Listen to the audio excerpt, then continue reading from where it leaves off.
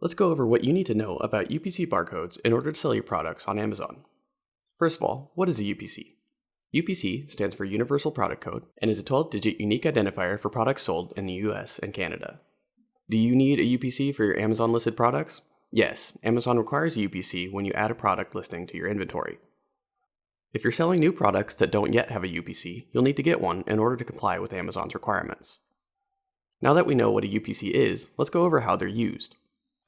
Whenever you check out at most stores, the cashier will scan your item's barcode in order to retrieve the price and description of that product. The most obvious thing you'll notice is that the barcode is used to ring up your item and charge you the correct amount.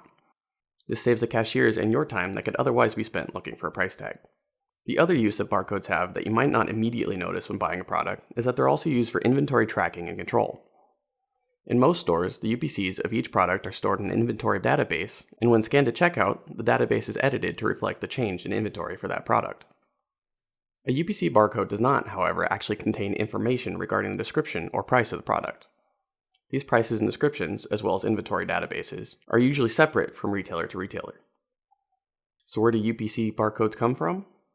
UPCs are regulated and distributed by the GS1 organization.